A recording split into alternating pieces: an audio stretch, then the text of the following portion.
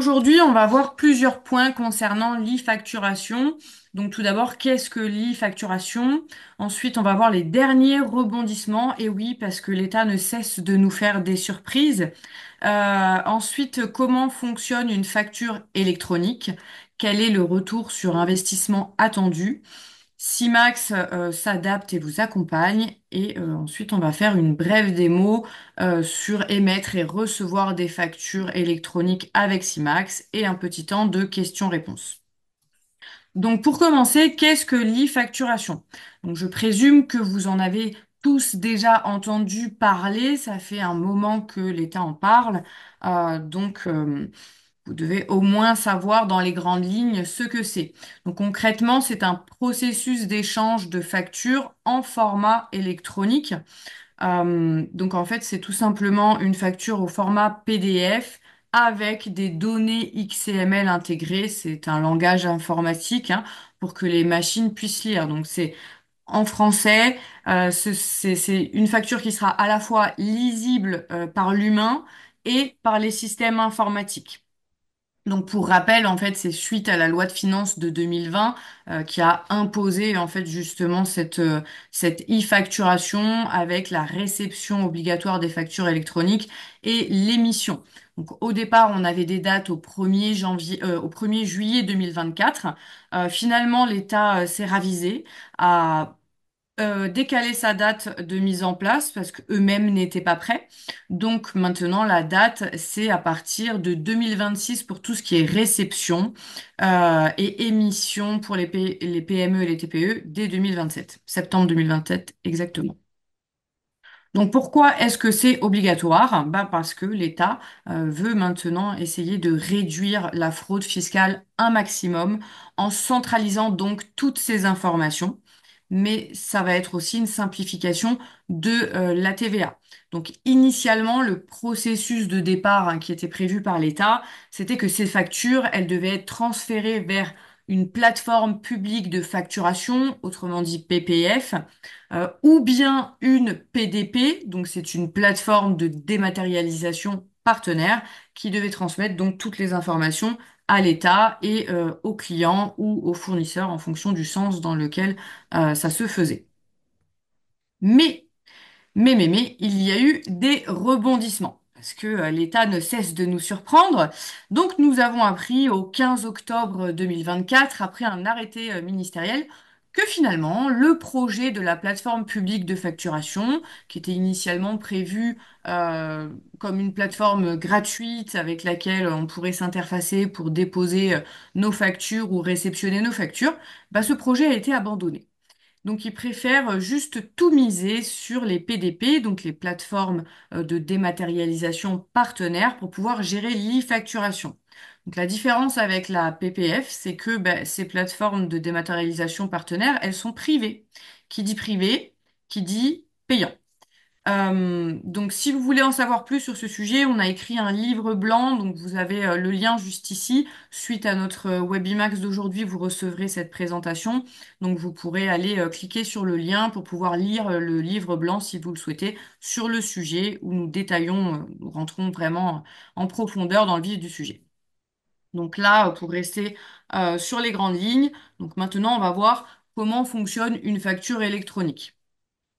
Donc en fait, tout simplement, c'est un document PDF hein, similaire à votre facture. Finalement, ça va pas vous changer grand-chose en réalité. Vous aurez votre facture PDF qui va être similaire à une facture actuelle comme vous avez. Et en fait, sera accroché un fichier au format XML, donc comme le fichier que vous voyez juste ici, qui va être collé. Alors ça, c'est quelque chose que vous ne verrez pas, mais la machine le verra. Ça va reprendre toutes les données de votre facture, comme le numéro de tiré, le nom, l'adresse, le prénom, etc. Et la machine pourra donc lire ces informations et les intégrer dans les systèmes ensuite. Donc nous, Simax, on s'adapte et on vous accompagne. Alors peu importe que l'État ait décidé finalement d'abandonner son projet de plateforme publique de facturation, c'est pas grave. Dans tous les cas, on s'adapte. Donc il faut savoir que toutes les PDP on va raccourcir, on va juste parler avec l'acronyme, hein, parce que ça fait sinon beaucoup de mots pour pas grand-chose finalement. Donc toutes les PDP, elles seront interfaçables dans tous les cas, donc via des API, mais elles n'ont pas toutes les mêmes configurations.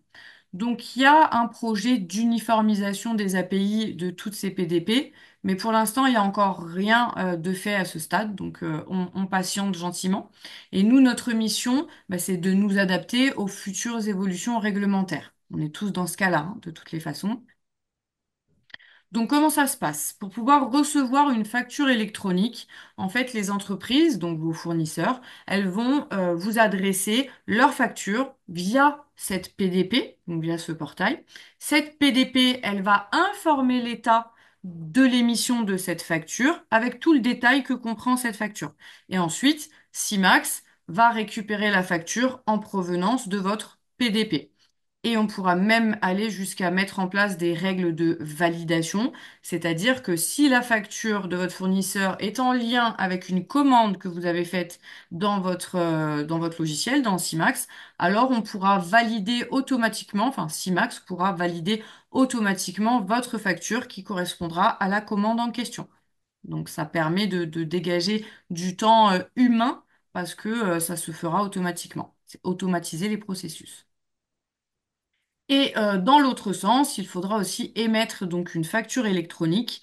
Donc au terme d'un cycle de vente classique, CIMAX il va générer une facture qui sera automatiquement au bon format, donc au format FactureX. Il va la transmettre à votre PDP. Et en chemin inverse, cette PDP va transmettre la facture et toutes les informations à l'intérieur à l'État et à vos clients. Si vous voulez en savoir plus, on a fait une vidéo à ce sujet qui est disponible sur YouTube. Vous retrouvez donc le lien sur ce slide. Encore une fois, présentation que vous recevrez à la fin de ce Webimax. Mais alors, est-ce que on peut en attendre un retour sur investissement ou juste est-ce qu'on est obligé de se plier à ce que demande l'État et est-ce qu'on se dit tout simplement, bah encore une fois, l'État vient essayer de nous fliquer un petit peu plus. Donc oui, bien évidemment, en partie, il y a un peu de ça, mais il y a aussi des gains et des avantages derrière ça. Donc, quels sont ces gains et ces avantages? C'est que finalement, en automatisant tout ça, vous allez diminuer les coûts de traitement de facture parce que vous aurez plus de papier, vous aurez plus tout ce qui est affranchissement, vous aurez plus de ressaisie.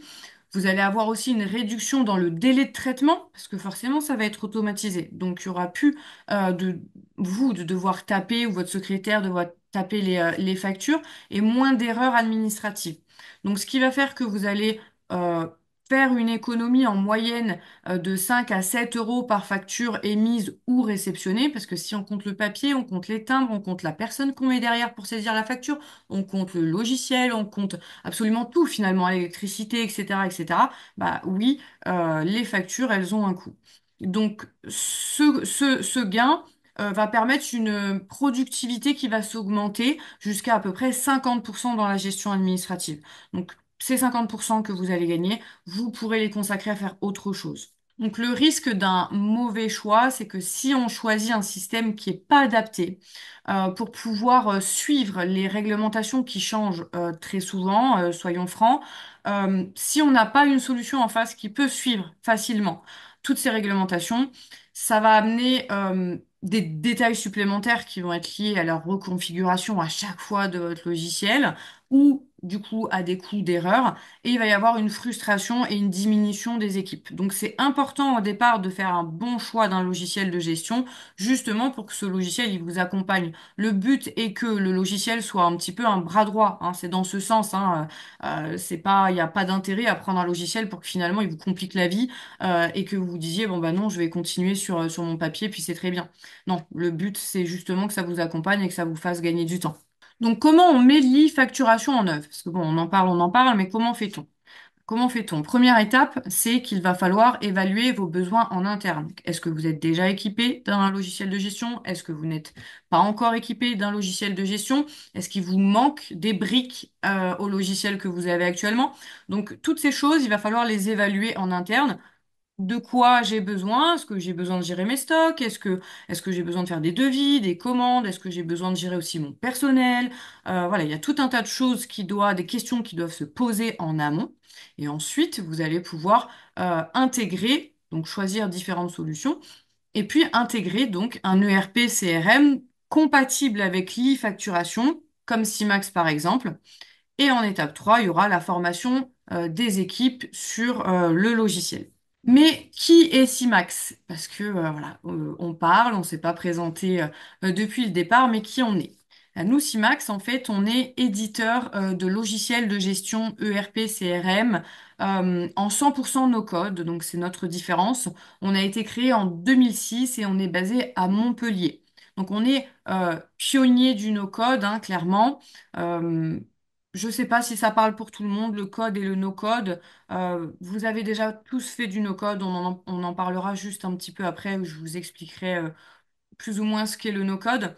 Donc aujourd'hui, on est le premier et encore le seul ERP CRM en 100% no-code. Il existe beaucoup d'autres solutions en no-code, mais ce ne sont pas des ERP CRM complets. Et on a un peu plus de 58 collaborateurs.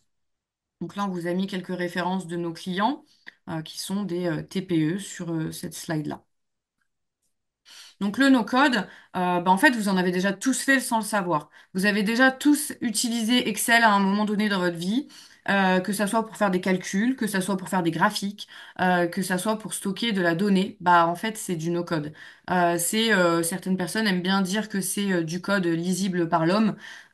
C'est une façon de pouvoir paramétrer votre outil, votre logiciel, sans être développeur. Donc sans avoir de grandes compétences informatiques. Voilà, vous allez vous-même pouvoir aller apporter des modifications, des libellés, ajouter des champs, créer des automatismes dans votre logiciel sans connaître la programmation. Donc voilà, aujourd'hui, il existe plus de 900 solutions en no-code, mais il n'y a qu'un seul ERP CRM qui est en 100% no-code. Donc nous, Simax, on dispose d'un peu plus de 25 modules qui sont préconstruits, donc vous partez pas de zéro. Ça veut dire que voilà, c'est tous des modules qui sont décrits en no-code, où il y a déjà des fonctionnalités qui sont éprouvées, bien entendu dans le respect de la législation. Donc vous avez déjà tous les outils en fait pour commencer et pour continuer votre activité avec les différents modules que nous avons. On est complet, grâce à nos clients, on étoffe en fait tous nos modules en termes de fonctionnalité.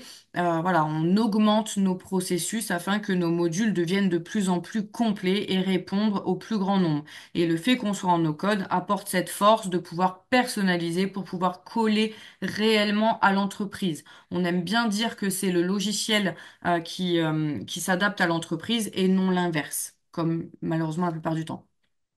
Donc, on a plusieurs solutions. Donc, aujourd'hui, on va parler de CIMAX Starter, qui est plus destiné aux TPE et aux startups. Mais on a bien évidemment différentes solutions en fonction de la taille de l'entreprise et de ses besoins, de son secteur d'activité et de toutes ces choses, tous ces facteurs qui rentrent en compte, où nous allons donc sélectionner la solution qui lui correspondra le mieux. Donc maintenant, je vous propose qu'on regarde un peu plus en détail le logiciel sur la partie e-facturation, bien entendu. On va pas voir le logiciel en entier. Si vous souhaitez en savoir plus sur le logiciel, par contre, je vous invite à prendre rendez-vous avec nous pour qu'on puisse vous montrer en détail le logiciel. Ça sera avec grand plaisir. Là, on va se concentrer sur l'e-facturation parce que c'est le sujet d'aujourd'hui. Donc, quand vous arrivez sur votre logiciel, comme tout bon logiciel, vous allez renseigner un identifiant ainsi qu'un mot de passe. Ce mot de passe sera propre à la personne qui va se connecter parce qu'il y a une gestion des droits granulaire chez Simax. Donc, chaque personne aura son propre mot de passe et verra les choses ou aura le droit de cliquer sur les boutons auxquels il aura été affecté au départ. Donc vous avez deux boutons ici, le bouton connexion en bleu et le bouton connexion avec paramétrage qui est en orange. Ça, comme son nom l'indique, c'est pour pouvoir faire du paramétrage. Attention, seules les personnes habilitées et ayant donc les droits de faire du paramétrage pourront voir ce bouton et cliquer sur ce bouton. Là, dans le cadre de la démonstration, on va se connecter avec ce bouton et je suis en mode superviseur, donc qui me donne tous les droits sur l'outil. Donc, quand vous arrivez sur votre logiciel, vous aurez un certain nombre de modules d'activer. Ça dépendra au départ de ce que vous faites, de votre activité, de ce que vous avez besoin et de ce que vous aurez activé. Donc là, on a activé tous les modules pour que vous voyez le panel assez large dont on dispose. Donc, le logiciel peut tout à fait piloter votre structure de A à Z. Donc là, on veut parler de l'e-facturation. Donc, on va rentrer dans le vif du sujet. Donc ici, vous voyez qu'on a, bon, on a des plannings, on va pouvoir gérer votre CRM, on va pouvoir gérer tout ce qui est vente, les stocks, les achats, etc. Donc là, partons du principe que vous souhaitez faire une facture et donc on va bien vérifier que cette facture soit au format FactureX. Tout simplement, dans le module vente, vous allez aller cliquer sur facture. Alors ici, vous voyez que vous avez également devis, commande, facture. Encore une fois, je me répète, mais pour rester dans le sujet de ce webinaire, on va rester sur les facturations, donc on va aller directement voir les factures. Mais voilà, on pourrait tout à fait faire un devis, le passer en commande, de cette commande aller faire une facture, etc. Ça dépend encore une fois aussi des process de chacun. Donc si vous allez dans les factures, nous allons créer une facture ensemble. Et pour créer une facture sur Simax, vous allez cliquer tout simplement sur le bouton Créer. On a essayé de rendre ça très intuitif. Là, vous allez renseigner votre client. Donc, il faut savoir que dans CIMAX, vous avez l'aide à la saisie. Donc, vous pouvez taper quelques lettres et ça vous fera une proposition. Et puis, vous allez renseigner votre ligne de facture, de devis, de commande en fonction du document que vous serez en train de taper. Hop, on va rentrer donc un transat. Et donc ici, sur votre facture, vous avez plusieurs encarts. Donc là, on va réduire tout ce qui sont des lignes de facturation. Et là, vous allez retrouver les adresses, par exemple, avec les adresses de livraison, parce que ça peut être différent de l'adresse du siège. Quelques détails. Et ici, vous avez l'encart facturation électronique. Ici, vous avez une coche qu'on ne voit pas très bien parce qu'elle n'est pas cochée justement pour le moment, où il y a écrit vérification compatibilité FactureX et en dessous les points à vérifier. Quand on va enregistrer notre facture, on va trier par date. Donc aujourd'hui, nous sommes le 21 janvier et il me semble qu'on a utilisé Egg France. Hop, on va imprimer notre facture. Donc ici, vous avez la facture en question, qui est donc une facture PDF lambda, hein, vous voyez, c'est une facture. Si on retourne sur Simax et qu'on rentre dans la facture en consultation, parce que pour rappel, en France, nous n'avons plus le droit de modifier une facture une fois qu'elle a été enregistrée, donc on peut seulement la consulter. Ici, vous voyez que finalement, cette encoche, cette case à cocher, vérification compatibilité facturiste, ça a bien été coché. Donc ça veut dire que la facture, elle est conforme avec FactureX. Donc vous la déposez sur une PDP, elle sera acceptée parce que votre facture est bien conforme au format FactureX. On va aller le vérifier ensemble, je vais vous le prouver. On va aller sur ce qu'on appelle un validateur de FactureX. Donc c'est un site, ça s'appelle la FNFE. C'est un site qui est gratuit, tout le monde peut aller créer son compte dessus pour aller vérifier si votre facture elle est valable ou pas, du temps que l'État veuille bien nous communiquer un peu plus d'informations concernant les PDP et toute la suite du processus de l'e-facturation. Donc vous allez choisir votre fichier votre facture que vous venez d'éditer. Hop. Et on va démarrer l'analyse et tout simplement, ils vont nous dire si la facture, elle est bien au format FactureX ou non, s'il y a des erreurs ou pas, et s'il faut corriger. Donc là, il est en train de chercher, de vérifier, et là, il vous dit bien que la facture est donc entièrement valable. On peut donc regarder si on veut un petit peu plus de détails. On peut obtenir ce fameux fichier XML dont je vous ai parlé tout à l'heure. Quand on va cliquer dessus, vous allez voir, c'est une succession de lignes de code. Voilà. Incompréhensible pour nous. Mais la machine, ça, c'est le lien. Et en fait, la machine, elle va aller reprendre, par exemple, le nom, ici, Simax, le numéro de ciré, etc., etc. Donc ça, c'est le format XML et votre facture est donc bien valable. Donc ça, c'est quand vous faites une facture de vente et que vous allez devoir la déposer sur la PDP. ça sera interfacé avec votre PDP. Vous choisirez une PDP. Si vous souhaitez que ça soit interfacé, on s'interfacera. Et donc, quand vous créerez une facture, cette facture se mettra directement sur la plateforme. À l'inverse, il faut savoir également recevoir des factures au format facture X. Parce que certains vont me dire, oui, mais moi, je suis assujetti à la TVA, donc cette nouvelle réglementation ne me concerne pas. Eh bien, c'est faux, parce que même si vous êtes assujetti à la à la TVA, vous avez forcément des fournisseurs qui sont, eux, qui sont assujettis à la TVA, justement, et qui sont dans cette obligation de fournir toutes ces données, comme par exemple votre fournisseur EDF, votre fournisseur Engie, ou encore votre fournisseur téléphonique Orange, ou voilà. Eux, ils sont obligés de respecter cette réglementation. Donc, comme vous êtes obligé de savoir recevoir des formats au format euh, électronique, bah, quelque part, vous êtes aussi concerné par cette réglementation. Donc là, on va faire le processus inverse, c'est-à-dire qu'on va réceptionner une facture d'achat. Donc pour ça, vous vous rendez dans le module achat, juste ici. Vous allez dans facture et vous avez le bouton recevoir une facture électronique. On clique sur ce bouton et on va aller chercher donc notre fameuse facture à importer. Hop, qui est juste facture d'achat ici. Hop, on va ouvrir et on va cliquer sur OK. Et là, Simax m'informe que ce fournisseur n'existe pas et que on doit le créer avant de pouvoir récupérer cette facture d'achat. Donc on clique sur OK. Et donc, il va aller nous créer le fournisseur en nous demandant quelques informations supplémentaires. Par exemple, quel est le type de fournisseur? Alors là, on va dire que c'est divers dans le cadre de la démonstration. Et puis, on peut renseigner d'autres informations sur notre fiche fournisseur, comme son téléphone, son adresse email, son numéro de tiré, ou encore d'autres conditions par exemple, ces fameuses règles de validation de factures, est-ce que quand on va intégrer ces factures d'achat, à partir de quelles règles il peut valider la facture tout seul en fonction des commandes qui auront été passées en amont. Donc là, par exemple, on a défini à 1 € près, si la commande correspond, on valide donc la facture. Donc vous enregistrez. Hop, alors, je vais renseigner le numéro de compte. OK.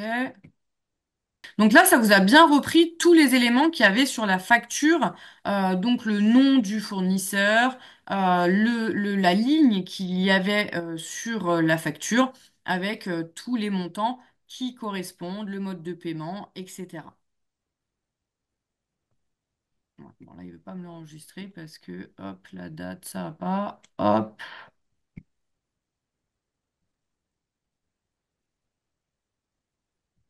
hop. Et donc, vous avez bien réceptionné votre facture d'achat dans le logiciel. Donc, on en a terminé pour l'e-facturation. Vous voyez, c'est pas sorcier. C'est pas quelque chose d'hyper compliqué. Quand vous avez un outil qui sait faire, vous, ça vous change rien. Vous allez continuer à faire vos factures de vente, comme vous l'avez toujours fait. Vous allez continuer à imprimer vos factures ou avoir vos factures en PDF, comme vous l'avez toujours fait. Sauf qu'il y aura un format XML qui sera accroché, que vous ne verrez même pas finalement, et qui transmettra les bonnes informations à l'État.